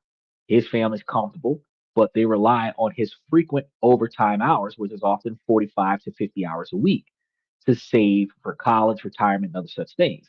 He's in a tax bracket where he feels every dollar taken out of his paycheck. So, scenario B, with no overtime hours, this policy is going to be a direct hit to David. The income from his 10 hours of overtime each week is now federally tax deductible. Now, this is going to add thousands of dollars to his family's income. And you got to look at, we said what, 35? Oh, let me go back up, see, I quoted his salary. $35 an hour was a salary. So if we're looking at his $35 an hour salary, half of that would have been uh like $17.50. $17.50 is his halftime hours. So 10 hours of that, he would be getting an extra $170, 175 on his paycheck. But when you think about the extra $175 is the overtime hours added to the regular $350 for that 10 hours. So ultimately, that extra 10 hours would be giving him 475 extra dollars for the work week, which is likely giving him close to 2,000 extra dollars per month, which would likely give him closer to 48 uh of yeah, 48,000. So that would just about put him into an even higher tax bracket, 48,000 a year, hours of overtime. Imagine if he's picking up that extra $17.50 for an extra 8 hours. That would be that would be even more impressive for him, right? So the policy would work exactly as designed, and it would reward him for the extra hours. But let's say for scenario B, the 32-hour work week becomes law. This is going to be a little bit complicated because best case, he keeps his base pay for 32 hours and his overtime hours, which now starts at 33 hours, becomes even more lucrative. If he stays working at the same 45 hours and makes more money than before because more of those hours are at time and a half. But the potential downside is going to be real because his employer, facing huge new overtime costs, might automate the job or restructure schedules to eliminate overtime completely. And if that happens, David would have his base pay but lose all of the extra income and his family is depending on. Now, he has more free time, but less financial security. So this could go two ways, like we've been talking about. So you can see the divide. The 32-hour work week is argued by proponents to help workers like Maria, but it really has a lot of risks. It doesn't really help workers like Maria. It doesn't help the bottom 25% who don't qualify for taxation, right? The tax-free overtime hours is tailored for workers like David, but it offers little to the millions of low-wage workers struggling the most. In a restructured situation where the no tax on overtime is factored into the paycheck, where the company does not withhold that money and send it to the IRS on your behalf, you're just going to be walking home with more money every pay period, but you're not going to get larger tax returns. That first year when the adjustment, that was going to the largest tax return the average broke American will experience in the history of America. After this, it should go back to the way things used to be. Whatever your $5,000, $8,000 tax return you got, that's all you would get, and you would not likely get anything else. Now, these aren't simple fixes, they're massive changes to the economy, and both come with the potential problems. Because when we talk about that 32-hour work week, the biggest concern for many economists is going to be inflation. If companies have to pay the same for 20% fewer hours, their cost is going to go up. They'll either have to become way more efficient or they'll raise the prices. If everyone's raising prices, that could spark a new wave of inflation, wiping out the value of the very wage gains that the law was meant to create. Because we're still going to pay the price. If a gallon of milk goes from $10 a gallon to $15 a gallon, we're just going to buy more milk. Well, we're going to buy less milk more often, right? Small businesses could also get squeezed because local restaurants might not be able to absorb a 25% efficiency jump in labor costs like a giant corporation could. They might have to cut staff or even close down a store. The no tax on overtime idea has its own issues. It actively encourages a culture of working longer hours, which runs counter to the growing push for better work life balance because people need more money. Instead of them getting paid more money per hour to be at work, they're paid the least amount of money that the company is required to pay based on the amount of time that you've been on the work and your actual job performance. But it doesn't meet the standard of your life, the living wage. It hasn't met the living wage requirements. So for you to cover the spread, since they're not going to give you a raise, you're just going to show up for work and stay at work longer, right? This is going to lead to more burnout and stress. And as we've seen with the two examples of Maria and David, it could increase inequality by helping middle income earners while leaving the lowest paid workers behind. As we've discussed before, more often than not, when they put these policies into place, it doesn't always help the poor. It helps the people who have get more. But in this dynamic, it's a bottom up structure instead of economy by taking more money out of the wealthy and putting it back into the economy. You're taking the money out of the pockets of the people who spend it the most by putting more money into their pockets.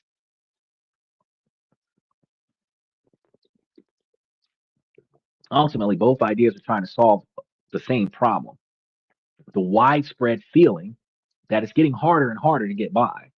The 32-hour work week is a collective top down vision in practice, but it's a bottom up benefit. And it's going to say that we need to reset the system.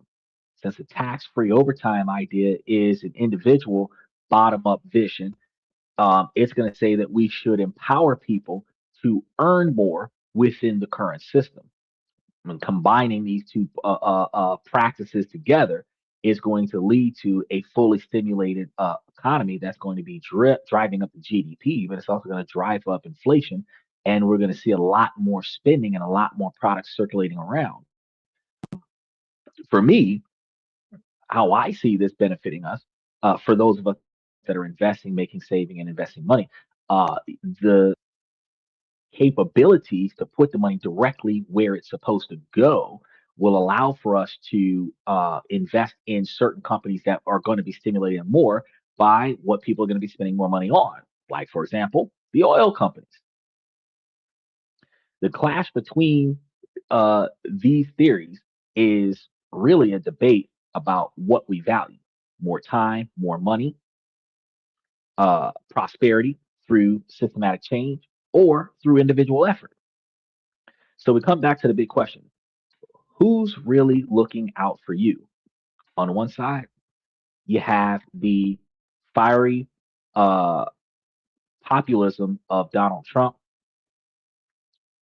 that is taking aim at the big oil companies. It's going to be a simple, powerful story that speaks to the real pain of people that feel the money is just flowing out of their wallets while they're at the pump. Even if the economics are more complex than the political pressure uh, is presenting, but the pressure is still real. On the other side, you have the quiet but revolutionary proposal for that 32-hour work week. It's an idea that offers a future with less work and less stress, but it comes with a real economic risk and standards that are against that idea is a philosophy that rewards workers more, not less, but the economy might suffer where workers might actually have to do more in more than one place to get the same. There's no easy answer here. Your financial future is caught between all of these forces: global commodity prices, corporate profit motives, and the competing philosophies of our political leaders. The fight over the gas prices is about the cost of playing the game, and the debate over the work week is about whether we should change the rules of the game entirely. So, what's going to be the path forward? Is it working less or being paid more for working more? As you try to figure it out on your own with your own economic life, who do you trust to build the future that you want to live in? We want to know what you think and what does financial security look like for you. Is a 4 day work week the future, or is it a fantasy? I want you guys to make sure that you drop your thoughts into the comments. And if you want more deep dives into the forces that are shaping your world, don't forget to like and subscribe if you haven't done so already, and then mash those notification buttons because we're going to be putting up a lot more shows for the remainder of July going into August as we're scheduling shows for September right now. So I want you guys to make sure that you pay attention to all of the information that we have on the platform. And throughout the month, you see a lot of information going into the membership that is reinforcing your knowledge as we talk about these topics on a day to day basis. So that's all I got for you guys for tonight. I'm going to start by saying, ladies, as long as the situation doesn't make sense, I'm going to keep asking you ladies to make it make sense. So, ladies, please make it make sense. Fellas, I give you this information to make you guys higher value men, not just by improving your financial life, but also by improving your decision making skills because your personal decisions negatively impacts your finances. Ladies, while this is a male driven podcast from the male's perspective, you too can make yourselves higher value women by focusing on your 20 and 30-year plan. It just requires you to reverse engineer that plan into what you have to do today and then put forth the effort into sticking to that while keeping your eyes and ears open for the potential suitors with the personality, the characteristics, drive, ambition, dedication, motivation, admiration, and integrity to accomplish their own goals. They're accomplishing their own goals, and you can pay attention to their goals and see how their goals mesh with your goals. Because while y'all don't have to have the same goals, if those goals are headed in the same direction, long term satisfaction goals are more accessible to relationship success as opposed to short term gratification goals. And as long as both of you have long term satisfaction goals, the two of you can work together to accomplish each other's goals, where two people can make it to $1 million faster than one. Right.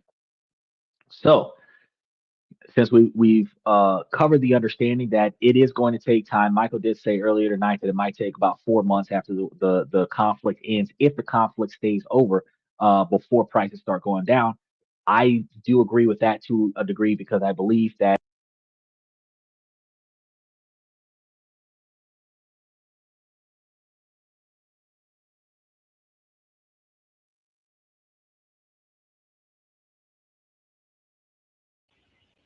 Okay, so because it just died. So what we will see is summertime prices stabilize because prices usually go up right now. But since the prices are supposed to be going down from the lack of conflict and they're supposed to be going up for natural summertime inflation, it should kind of stay the same until about August or September. And then after that, you should start seeing the prices start going down in September, October. So July, August, and September, we should still see a normal to high price for gas, higher than what we saw in January and February of 2026. Now, like I said, October, November, December, we should see that result of no conflict, lower gas prices, where if the 225 happens, that 225 should happen in October, November, December, right? Now, when it does happen, I'm going to tell y'all should have already bought that gas can, like I've been telling y'all, and make sure that that gas can is ready for you so that when it does happen, that 40-gallon gas can, you can fill that some bitch up so that when gas prices start going back up in 2027, that you caught the gas prices at $2.50 or $2.25, and you're able to use that gas to offset and delay your ability to be exposed to the higher prices. And some people say, oh, well, how do you do that? Well, simple. Most of us that have economy size cars have 10 to 15-gallon gas tanks. And the ideology of that is that if you have a 40-gallon gas tank at your house, you have at least two tanks of gas in your house or at your house. If you got one of them, if you've got two of them, you've got like 4.5 tanks of gas at your house. Now, if you fill these fuckers up and then you store them at the house, you can top your car off every day, or you can do some stuff like use your normal gas, doing what you do, running back and forth. And then when you start seeing the gas prices go up, instead of you paying for the increase in gas prices, you start topping your car off at the house. By the time you run through both of the gas stands, you should have skipped over 4 refills or 4.5 refills.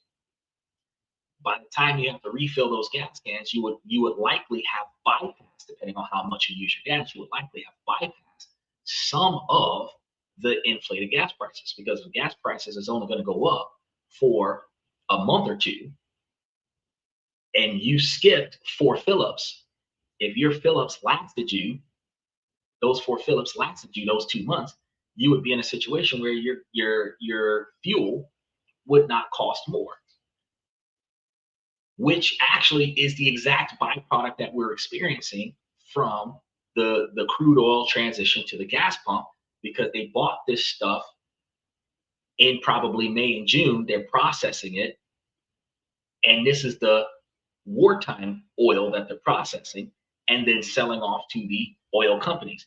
If you had extra gas at your house, That was the, let's say, wintertime gas prices stored at your house.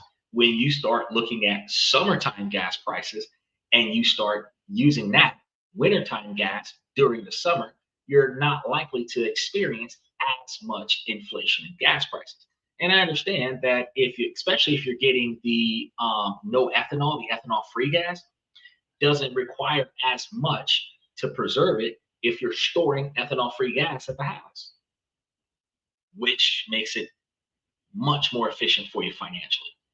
It just requires you to have a plan. And when I think about commuting these things, they're not that big of a gas can, I believe. And I probably take some pictures and put it into the membership, but I believe that you can fit these things in the trunk of your car or at least in your back seat. I know 40 gallons of gas is going to be heavy when you're getting it out of the car, but those gas cans have wheels on them, so you should be able to roll them where you want them to go after you get it out of the car. But like I said, get it figured out, make it work.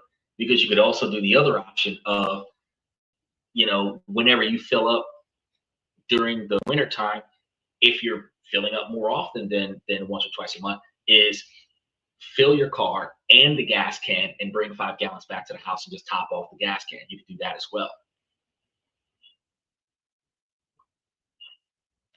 He says can't do that in California. The gas here goes bad after a couple of weeks. It's garbage. Well, California's legislation was supposed to be getting rid of Chevron gas stations because of that exact same reason. You can get, because when you're thinking about the gas that goes bad, special shout out to Joe Jack, because he caught us on our midday Sunday show. We were making up for missing out on Saturday night show. But you have, because there's the 15% ethanol that's starting to become the norm. There's 10% ethanol there, and then there's no ethanol. No ethanol gas lasts longer than the 10% ethanol, and the 15% ethanol is garbage. You shouldn't get it. But people aren't paying attention to the 15% ethanol. But there's a lot of stations that are coming out that has 15% ethanol in it, which is going to mess up a lot of the older model cars. So if you're getting the no ethanol gas, and you're probably going to find the no ethanol gas in places like Murphy gas stations and Shell gas stations and stuff like that, it's going to have that special label that says ethanol free. That's going to cost more than premium gas. That fuel is going to last more than a couple of weeks. But if you're grabbing just the 87 or the 89, the cheapest, lowest octane fuel, oh yeah, a lot of times we feel like it's watered down, it's trash. It's not gonna last that long. But think about this though: if you are a daily commuter and you're filling your tank up every week, if you have if you had one 40-gallon gas can at your house, that would last you 2 fill-ups. Because if you had like a 15-gallon gas tank, that's 2 fill-ups, two fill-ups and 10 gallons of gas, so 2.5 fill-ups on one 40-gallon gas can.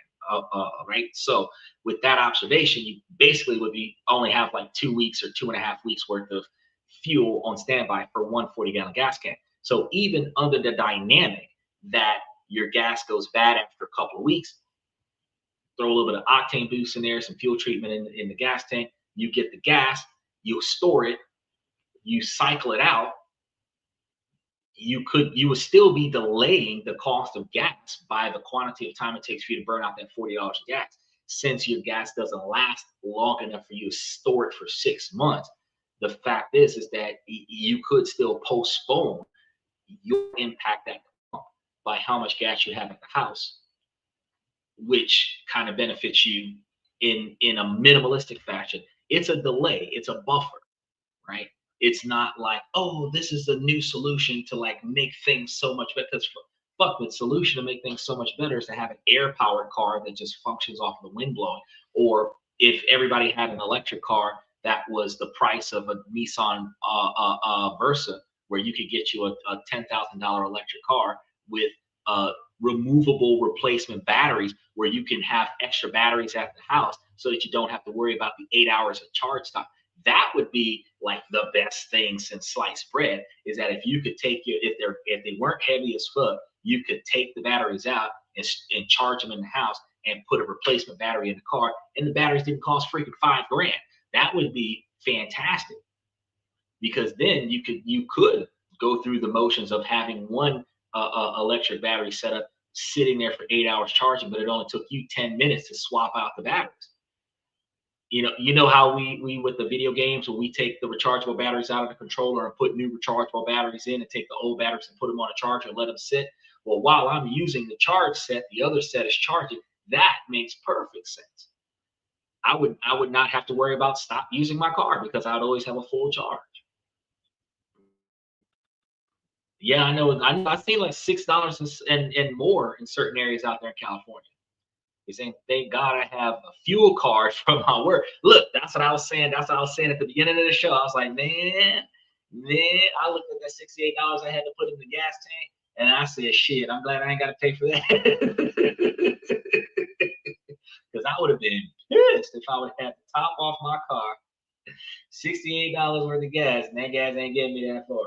My tank said that gas might get me like 389 miles on the tank, on the 15-gallon tank. So oh, he's getting 389 miles. No.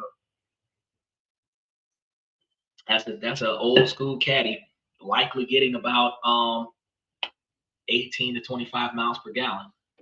But I ain't got to pay for it. So gas prices suck, but I'm okay with it.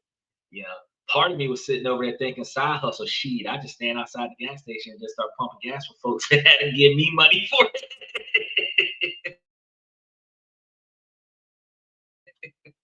So I can put some extra money in my pocket, like, oh, you want some gas?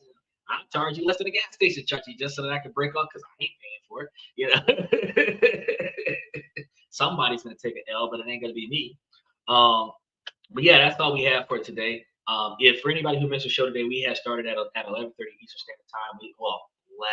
11:40 Eastern Standard Time today, like 10 minutes late. But that's the time we're supposed to be starting, is around 11:30 Eastern Standard Time, and we're likely going to see ourselves hitting that exact same mark tomorrow night, because we got some information that we're going to be doing with making, saving, and investing money tomorrow night, and we are expected to be here reasonably close to on time for the rest of the week. So make sure that you guys take your time to like and subscribe on the rest of the shows, and take time out of your day, set an alarm clock to be present and ready for the show at its regular scheduled time. So the hiccup that we had over the weekend, that was like a once in a blue moon kind of thing. That wasn't a new time slot, so we're not going to be airing twice a day. We just have to make sure that we air every day. And that's our goal, is to not let the sun rise without going live. So with that being said, that's all I have for you guys for tonight. Special shout out to Joe Jack, Aztec, Michael, Steven, OG Kicks, FX Trader, Omni81, Danny Steffen, Red Void. I really appreciate you guys for coming to this and that. I'm your host, Xander, where we talk about this, that, and everything in between. And I will see you guys tomorrow night.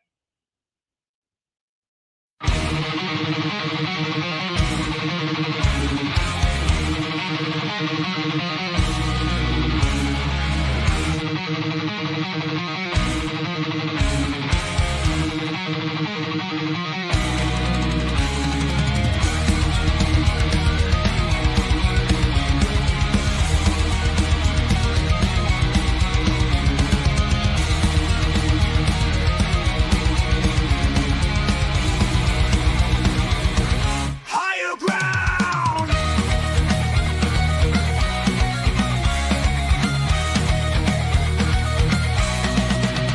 Used to chase validation, now I validate myself. Building inner strength, putting doubt upon the shelf. No more unnecessary drama, no more wasted time. Climbing higher, constantly making my own climb.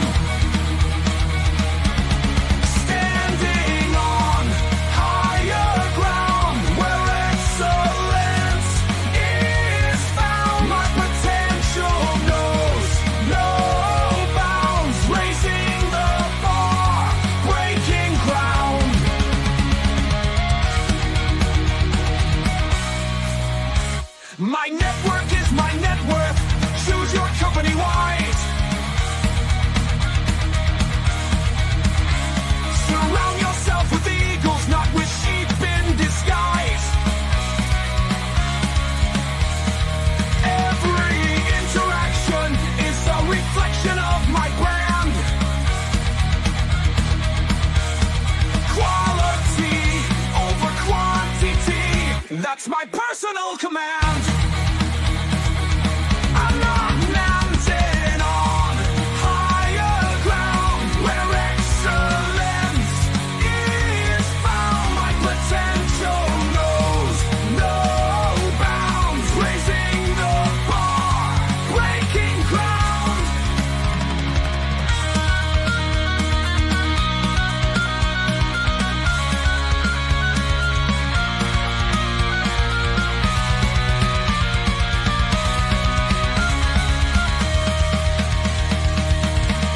I'm not just living, I'm manifesting my vision, cutting through limitations with surgical precision. My expectations are my compass, my respect is my shield to mediocrity and chaos. I will never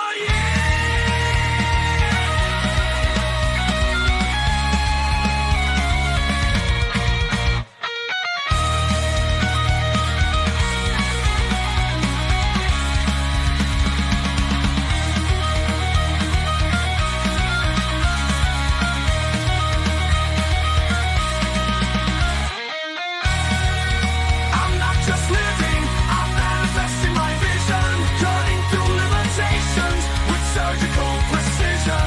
My expectations are my compass, my respect is my shield to mediocrity and chaos. I will never yield.